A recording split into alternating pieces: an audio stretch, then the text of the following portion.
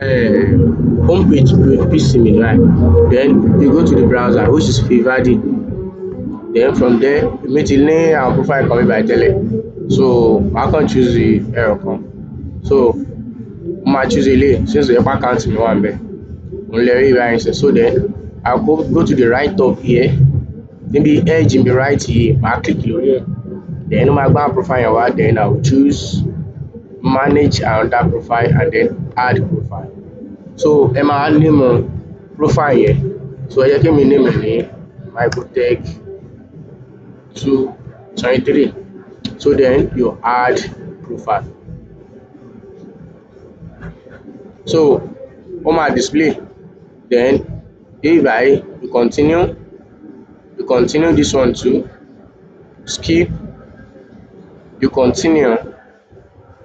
So then you continue, start browsing. So this is one. A ti bẹ̀rẹ̀ báyìí. Then ẹ máa wá ní láti lọ síbi edge ní apá left yín báyìí, ẹ máa rí settings below. Ẹ máa click lórí settings yìí, ó máa pop up bí báyìí. Then ẹ máa choose search. So from the search here, ẹ máa choose Google. So anyways, ó pop up eléyìí. Then ẹ lè mú bóyá DuckDuckGo or startup page yìí. So let's choose DuckDuckGo. Ká choose it. Then this, a ti choose eléyìí. Then I go below, I choose eléyìí náà. So the next one, you go to privacy and settings. Then ẹ máa lọ tún sàlẹ̀, ẹ máa choose block ads. So ẹ máa choose block tracker and ads. So I choose it, then that's okay. Then you cancel it and then go to your search bar.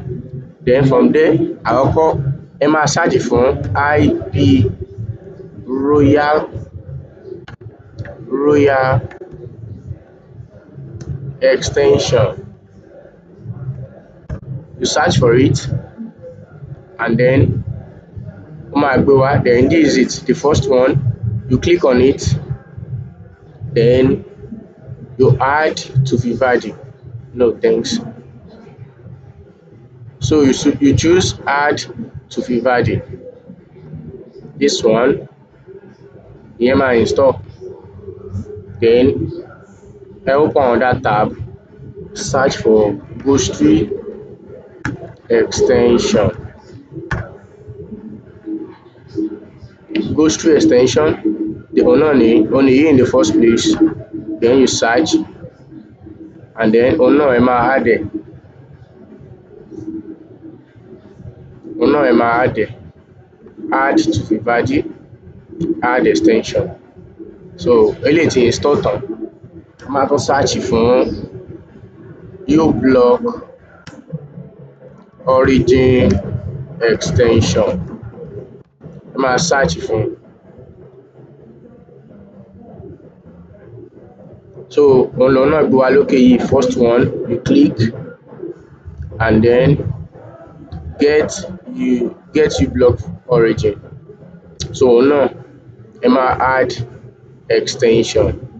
Ẹ máa add to Fiverr rather. So ó máa load, ó máa gbé add to Fiverr wá. Óyá náà. Ẹ jẹ́ ká check eléyìí ò tí install tán. uBlock will add the money. No thanks, and then add. So a ṣì ní extension méjì tí wọ́n add lọ́wọ́ báyìí, which is add extension. Bó ṣe wà kò tí ṣe. So let's reload and re-add. Okay, items already installed. So Ghost ó ti wà installed báyìí. Then this one too, uBlock origin, èyí náà ti wà add.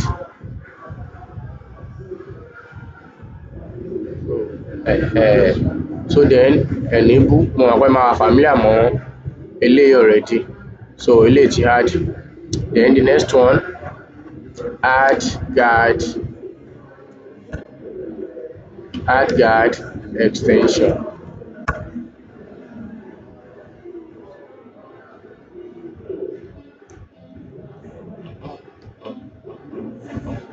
So add guard òun leléyìí ní second one yìí, òun lè máa click lé lórí. So since tẹ́lẹ̀ ti install, a need ẹ̀ mọ́, we cancel it. So add guard ni, add guard extension, a máa install rẹ̀.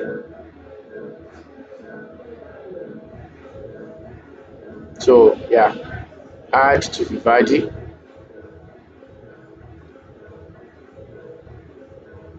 Add extension. So mo ti add like 1, 2, 3 and this is the fourth one extension. So eléyìí ti wà installed and eléyìí náà ó ti wà installed. A máa cancel ẹ̀ bẹ́ẹ̀ yẹn. So eléyìí ló kù tá à ń dúró dè fún install.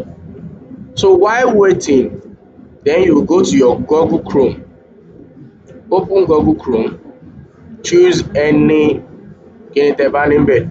So let me choose this.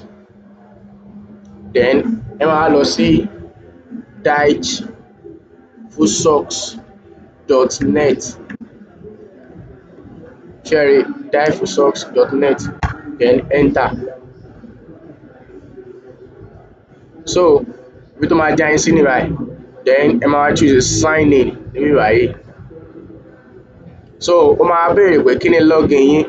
So login yẹn màá send ẹ̀ sí yín, but this is the username microtech YTA. Then password màá send details ẹ̀ sí yín. So then you sub this and then continue. So ó ti login báyìí. Now let's go back to our Vivaldi and check this. So eléyìí náà ti install. Continue extension and then block tracker. So that's what we need. So then we close this. So for me, these are the extensions that I use to create my own Fiverr account. So now let's go back to our Chrome profile tá a wà lẹ́ẹ̀kan. So ibi tá a wà lẹ́ẹ̀kan ni, then here you will choose socks list. Ẹ máa click lórí socks list. And this is the socks list tó máa fún yín. Then ó máa ní search socks yìí, all authentication, all use type, country and so on and so forth. So ibi lẹ ti máa bẹ̀rẹ̀ all country. So country wo lẹ ti fẹ́, account country wo lẹ fẹ́ create. So let's imagine I fẹ́ create United States account, then you choose United States. Then region wo United States. Èmi báyìí specifically I choose Illinois. Then which city in Illinois? I choose Chicago. So Chicago ni mo máa ń lò dáadáa. So this is Chicago. And then all blacklisted, a máa mú no. So from them you choose search. So now ẹ máa realize pé gbogbo àwọn nǹkan tí wọ́n provide nísàlẹ̀ yìí ó ti ṣe kí ni, ó ti change. Now ibi tíṣẹ́ wá wà ní, ẹ máa wo online how many minutes ni duration time tí wọ́n lè lò, how many minutes. Now then ẹ máa next 3, 4 which is ẹ̀yin náà ẹ máa predict time yín pé okay bóyá time mo fẹ́ create Fiverr account yìí o, mo ti ní àwọn nǹkan tí mo fẹ́ fi create Fiverr account sílẹ̀, like your logo, your profile description, your gig description, your gig title, your gig package and so on and so forth. So ẹ̀yin náà tí wọ́n máa time ara yín lé lórí pé okay how many minutes ni màá lò láti complete Fiverr account yìí. So now let's say ó máa take yín ní almost 15 minutes. So this is 15 minutes and then blacklisted no, last view which is nobody tó ti lo IP address yìí, meanwhile wọ́n dẹ̀ wà active. Now ẹ jẹ́ ká wá choose ìkan bí báyìí. So let's choose this one or let's choose ibi tí ẹ ti lè rí kan. So now this is what we need. Ó ní báyìí. Now ibi tá a wá máa tá a wà ní báyìí. So ẹ máa wá tẹ window and the side button. Window with the side button, àwọn side button tó ní side, left side, right side, up page and down page yẹn. So ẹ máa tẹ window mọ́lẹ̀, ẹ máa tẹ side button, ó máa shift ẹ sẹ́gbẹ̀ẹ́ fún yín báyìí.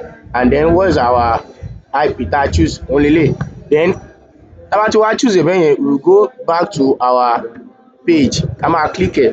Now tá bá ti wá click ẹ̀ wá ní, ẹ máa wá mú IP royal extension yìí, IP royal extension, ẹ máa click ẹ̀, then you add proxy.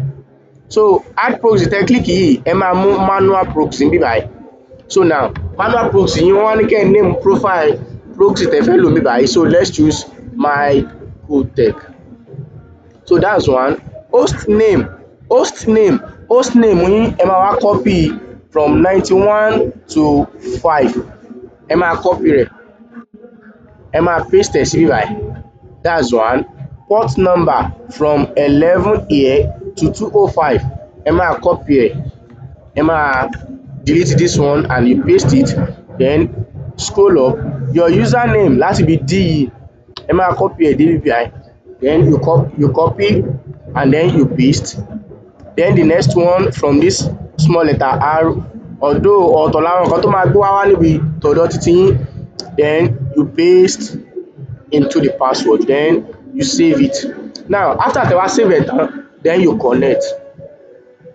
Ṣé bó ti gbé connected wá báyìí.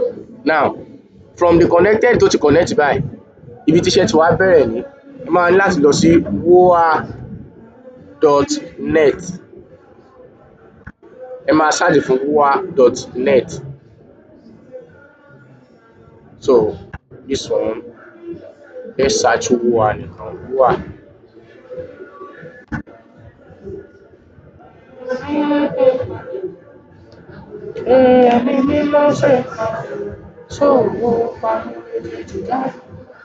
So ó ní báyìí, ẹ máa click lórí ilé.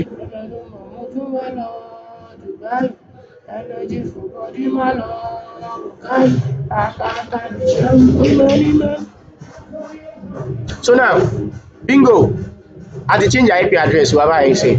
Then you are free to create your Fiverr account, very sound and secure. So níbí báyìí you are no more using VPN or you are no more using anything. Socks Proxy lẹ́ ń lò báyìí, Dichvusocks Proxy òun lẹ máa lò láti fi create Fiverr account yín. So by you trying to use this very method, and I believe ó yẹ kí ó dúró, because this method òun là ń lò sí láti fi create Fiverr account wa, and everything is going very very stable. So is either you choose woa.net or ẹ tún lè search fún woa yẹn again separately.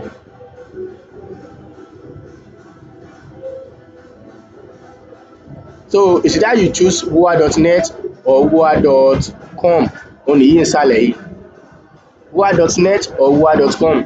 So they will give you your exact IP address. So ṣe rí ilé náà, òun náà Linux náà ló wà, ẹ rí báyìí, the IP address, and that's that about that. So bóyá tẹ bá lè try eléyìí, it will be very useful for you a whole lot. So ẹ try kẹ́ ṣe kí ni, kẹ́ check ẹ̀, Ọlọ́run á ràn wá lọ́wọ́.